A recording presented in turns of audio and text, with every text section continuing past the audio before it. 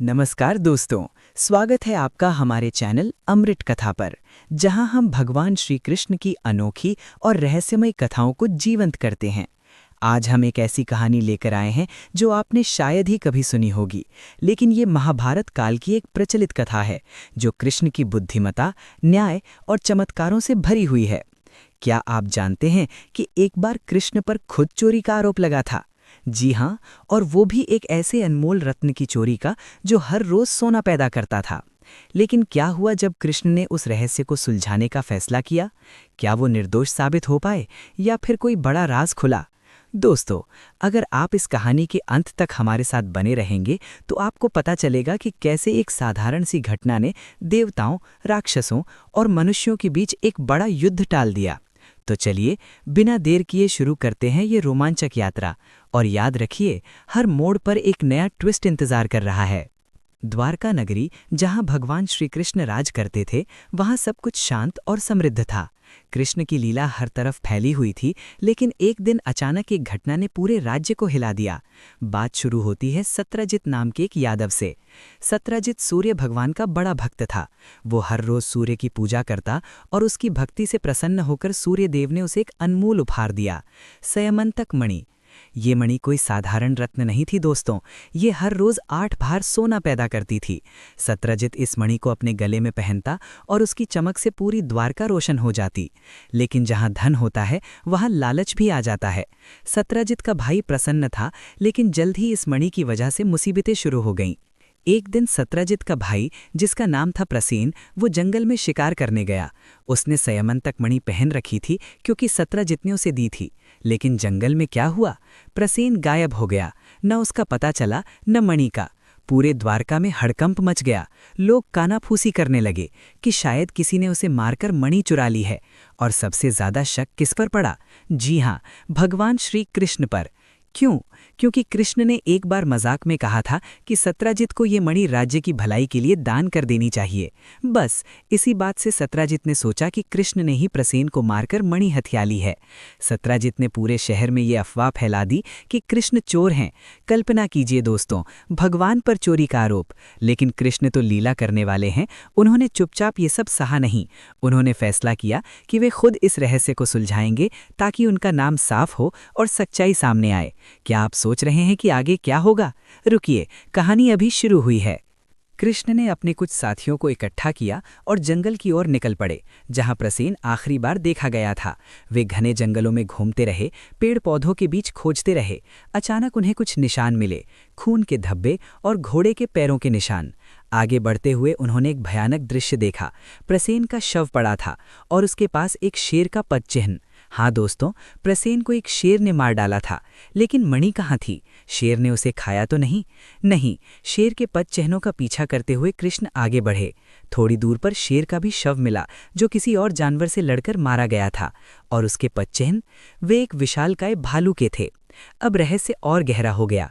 क्या ये भालू मणि का चोर था? कृष्ण और उनके साथी उस भालू की खोज में और गहराई में उतर गए। जंगल अब और घना हो रहा था, हर कदम पर खतरा। लेकिन कृष्ण तो निर्भय थे। अंत में वे गुफा के पास पहुंचे। गुफा के अंदर से बच्चों की हंसी की आवाज आ रही थी। कृष्ण ने साहस से अंदर प्रवेश किया। वहां क्या देखा? एक विशाल भालू, जो रामायण काल का जाम्बम था। वही जामवंत जो भगवान राम की सेना में थे और अपनी ताकत के लिए प्रसिद्ध थे। जामवंत अब बूढ़ा हो चुका था, लेकिन उसकी ताकत अभी भी अपार थी। और उसके बच्चे, वे स्यमंतक मणि से खेल रहे थे। जी हाँ, जामवंत ने शेर को मारकर मणि ले ली थी और उसे अपने बच्चों का खिलौना बना दिया था। लेकिन जब जामवंत ने कृष्ण को देखा तो उसे लगा कि ये कोई चोर है जो मणि चुराने आया है। बस क्या था, दोनों में भयंकर युद्ध शुरू हो गया। दोस्तों, ये युद्ध कोई साधारण लड़ाई नहीं थी। जामवंत की ताकत ऐसी थी कि वो पहाड़ों को उखाड़ सकता था, और कृष्ण तो स्वयं विष्णु अवतार थे। दोनों ने घंटों दिनों तक लड़ाई लड़ी। जामवंत अपनी पूरी शक्ति लगा रहा था, लेकिन कृष्ण थकते नहीं थे। जामवंत सोच रहा था, ये कौन है जो मेरी ताकत का मुकाबला कर रहा है? आखिरकार जामवंत को याद आया, रामायण में भगवान राम ने उसे वरदान दिया था कि वो अगले अवतार में उनके साथ युद्ध करेगा। और तब जामवंत समझ गया कि ये वही राम है, अब कृष्ण रूप में। वो कृष्ण के चरणों में गिर पड़ा और क्षमा मांगी। कृष्ण ने मुस्कुराते हुए उसे उठाया और कहा, जामवंत, तुम्हारी भक्ति सच्ची है। जामवंत ने खुशी से स्यमंतक मणि कृष्ण को सौंप दी और साथ ही अपनी पुत्री जामवंती को भी कृष्ण से विवाह के लिए प्रस्तुत किया। क्या रोमांचक मोड़ है ना। लेकिन कहानी अभी खत्म नहीं हुई। अब कृष्ण मणि लेकर द्वारका लौटे, लेकिन रास्ते में और क्या क्या हुआ।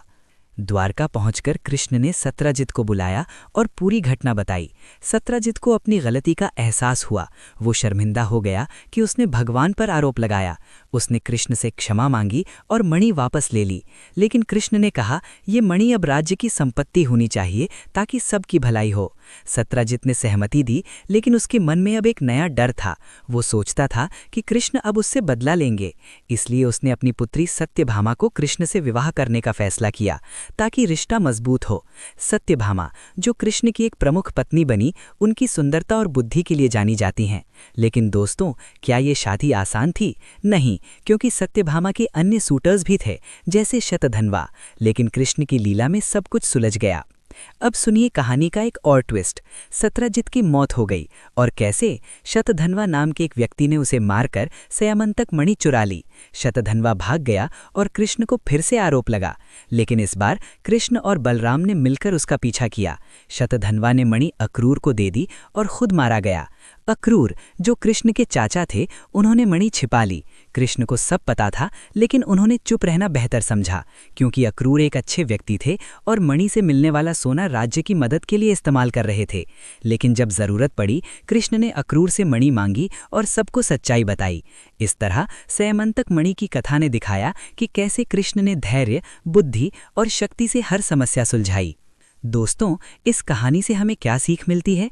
कि सच्चाई हमेशा जीतती है और लालच इंसान को बर्बाद कर देता है। कृष्ण की लीला में हर घटना एक सबक है। क्या आप जानते थे कि ये कथा महाभारत के हरिवंश पुराण में वर्णित है और जामवंत का कृष्ण से युद्ध रामायण और महाभारत को जोड़ता है? अगर आपको ये कहानी पसंद आई तो चैनल को सब्सक्राइब करें, लाइक करें और कमेंट में बताएं कि अगली बार कौन सी कृष्ण कथा सुनना चाहते हैं। धन्यवाद। जय श्री कृष्ण।